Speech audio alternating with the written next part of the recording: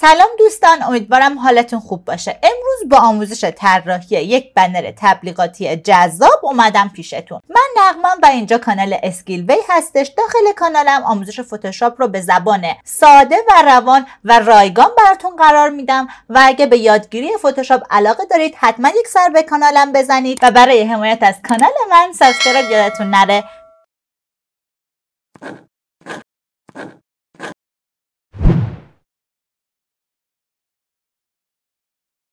برای شروع مثل همیشه یک سند به اندازه دلخواه ایجاد میکنم. بعد از منوی فایل و گزینه پلیس امبد این عکس رو وارد فایلم میکنم. میخوام بک‌گراند بنرم رو بسازم. عکس رو میارم بالا، شیفت رو نگه میدارم و از قسمت پایین میکشم. کمی هم بزرگش میکنم و اوکی رو میزنم. عکس دوم هم وارد میکنم. سایزش رو بزرگ میکنم، پایین تر هم قرار میدم و یک ماسک براش ایجاد میکنم. در حالی که روی ماسکش هستم یک گرادینت ترانسپرنت انتخاب میکنم. از قسمت بالاش کلیک درگ میکنم تا این نواحیش برام حذف بشه. اگه عکس پشتی مشخص شد نگران نباشین، کنترل تی بزنین و کمی عکس رو بزرگتر کنید و به سمت بالا بکشینش. خب اینطوری بهتره. قسمت های اضافه عکس دومم پاک میکنیم تا بک‌گراند یکسانی داشته باشیم. شیفت رو نگه میدارم، لایه عکس ها رو انتخاب میکنم و با زدن کلید کنترل جی اونا رو داخل یک گروه قرار میدم. عکس سوم رو وارد میکنم، با کنترل جی یه کپی ازش میگیرم. چشم لایه زیرینش رو خاموش میکنم، لایه بالایی رو کمی کوچیک میکنم و این گوشه قرارش میدم. یکم کوچیکتر بهتره. زوم میکنم، ابزار پن رو انتخاب میکنم، حواستون باشه روی پدس باشه. این قسمت سبد و کلاه عکس رو به این حالت انتخاب میکنم. کلیک راست میکنم، میک سلکشن رو میزنم تا به حالت انتخاب در بیاد. حالا عکس ما به صورت اسمارت آبجکته و ما باید اون رو راسترایز کنیم. کلیک راست میکنم و راسترایز لیر رو میزنم و با زدن کلیدهای کنترل ایکس نواحی انتخاب شده رو حذف میکنم. چشم لایه زیرین رو روشن میکنم، کنترل تی میزنم، سایز عکس رو بزرگ میکنم، شیفت رو نگه میدارم که کمی از پهلو عکس رو بکشم. خوبه. با کلیک و درگ کردن این لایه رو میارم بالای تمامی لایه ها. یک ماسک براش ایجاد میکنم، با کنترل آی ماسکش رو برعکس میکنم. حالا با یک براش با هاردنس 0% و رنگ سفید شروع میکنم به براش زدن تا قسمت های ماسه ساحلم رو تکمیل کنم. بعضی قسمت ها سایز براش رو بزرگ و کوچیک میکنم تا کارم راحت تر پیش بره. تمامی این عکس ها به همراه فایل PSD این طرح رو داخل کانال تلگرام براتون قرار میدم. اگه زیاده روی کرده باشیم با عوض کردن رنگ براشمون میتونیم قسمت های حذف شده رو اضافه کنیم و برعکس. حالا یک ادجاستمنت سالید کالر با کد رنگی F4ECDC ایجاد میکنم و مود لایه رو به کالر تغییر میدم. روی ماسکش میرم و با کنترل آی ماسکش رو برعکس میکنم. حالا با براش رنگ سفید قسمت های ساحل که میخوام رنگشون یک پارچه بشه رو براش میزنم تا دو تا عکس قبلی رنگشون با همدیگه یکسان و هماهنگ بشه. براش من یکم روی این کلاه گرفته و این قسمت هم اصلاح میکنم. رنگ سالید کالر هم تونم یه کوچولو تیره ترش کنم، اینطوری بهتره. برای مرتب شدن محیط کارم این لایه ها رو هم داخل گروه قرار میدم. بعد عکس محصولم رو وارد میکنم. برای ایجاد حس خنکی عکس ذرات آب رو وارد میکنم، جاش رو تنظیم میکنم، آلت رو نگه میدارم و روی تامنیل لایش کلیک میکنم تا داخل لایه بطری مسک بشه. مود لایش هم به اوورلی تغییر میدم، اوپاسیتیش هم یه کوچولو کاهش میدم. حالا میخوام یکم جذاب ترش کنم. از منوی فایل و گزینه اوپن عکس قطرات آب رو باز میکنم. با ابزار لسو تول این قطره رو سلکت میکنم. با کلیک و درگ کردم به فایل اصلی منتقلش میکنم. کنترل تی میزنم، سایزش رو کوچیک میکنم و اینجا قرارش میدم. یک کپی ازش میگیرم و برعکسش میکنم و این قسمت میذارمش. جاش رو تنظیم میکنم. این قطره هم میذارم بالاتر، سایزش هم یکم بزرگتر میکنم. چند تا قطره دیگه هم برای جذاب‌تر شدنش اضافه میکنم. مودش هم تغییر میدم. یکی دیگه هم برای این قسمت. کافیه. حالا شیفت رو نگه میدارم و تمامی عکس‌ها رو انتخاب میکنم، کلیک راست میکنم و کانورت تو اسمارت آبجکت رو میزنم تا به یک عکس واحد تبدیل بشه. کنترل تی میزنم و زاویه بطری رو تغییر میدم. کمی هم سایزش رو بزرگتر میکنم. این قسمت قرارش میدم. یک کپی ازش میگیرم، چشم لایه‌اش هم خاموش میکنم. یک ماسک روی همین لایه ایجاد میکنم، با براش قسمت‌های پایین بطری رو حذف میکنم. میخوام حالتی ایجاد کنم که بطری درون شنهای ساحل فرو رفته باشه. اول با براش سافت براش میزنم و بعد با براش هارد شروع میکنم به براش زدن تا قسمت‌های شن ساحل تیزتر بشه.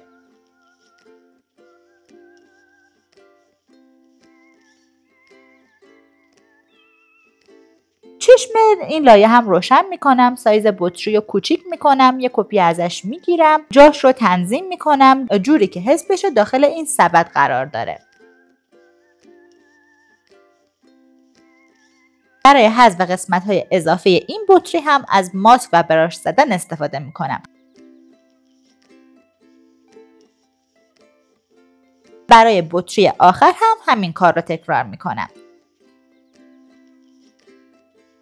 یکم کج‌ترم بشه قشنگ‌تره. بطری ها رو داخل یک گروه قرار میدم. بعد برای فضاسازی بهتر و ایجاد تعادل داخل بنرم یک صندلی ساحلی رو وارد میکنم. این قسمت قرارش میدم. یک لایه خالی ایجاد میکنم، با براش یک کلیک میکنم، کنترل تی میزنم، شیفت رو نگه میدارم، به سمت پایین میکشم و یک سایه ایجاد میکنم.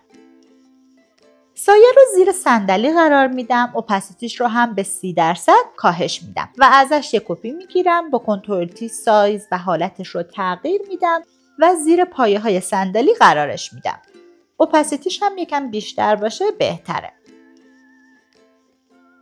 برای پایه دوم هم این کارو میکنم. جا داره یکم بزرگتر باشه، اینجوری بهتره.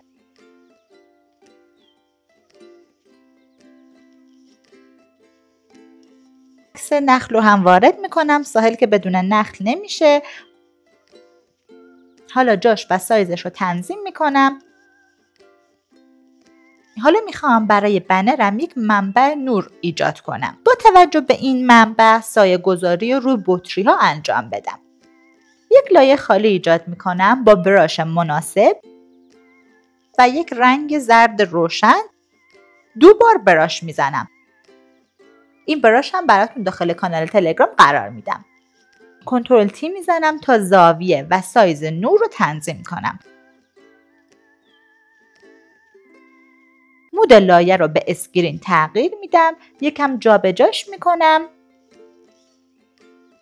الان ما یک منبع نور داریم و از این قسمت داره به بطری نور تابیده میشه. پس قسمت های جلوی نور روشن‌تر و قسمت های پشت تیره تر باید باشه و قاعدتا سایه بطری هم پشتش میافته. پس زیر لایه بطری میرم، ابزار پن رو انتخاب میکنم، حالتش رو شیپ باشه.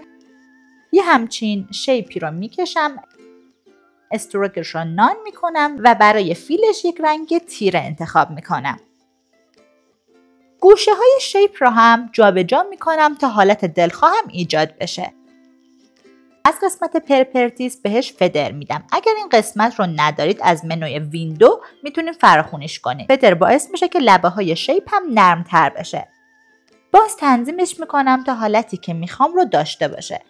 یک ماسک ایجاد میکنم، با یک گرادینت ترانسپرنت روی ماسکش میکشم تا سایم تشکیل بشه. فیلش هم کاهش میدم و قسمت های اضافهش هم حذف میکنم، چون سایه باید پشت این شنها باشه.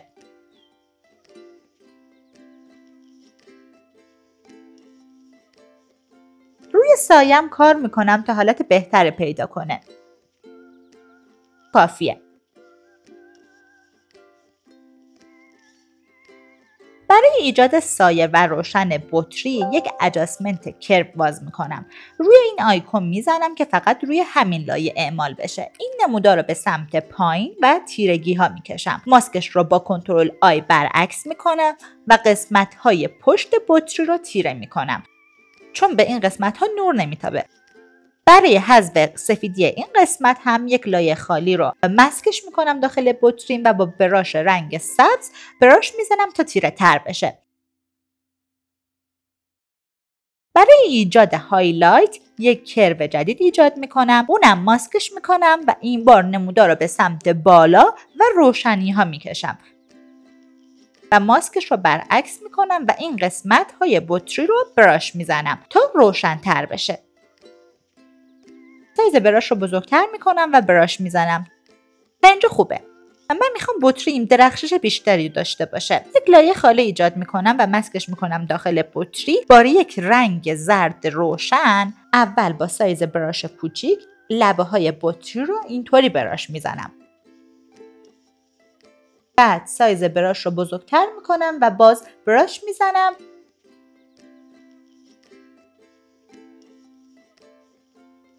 مود این لایه هم به اسکرین و اپاسیتیش رو هم کاهش میدم.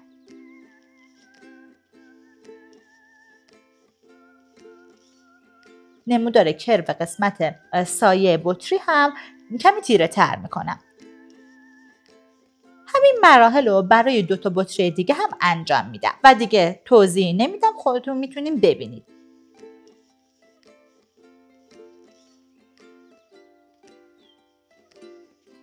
اگه تا اینجای ویدیو این آموزش رو دوست داشتین حتما نظرتون رو بهم بگین و برای حمایت از کانالم دکمه سابسکرایب رو بزنید.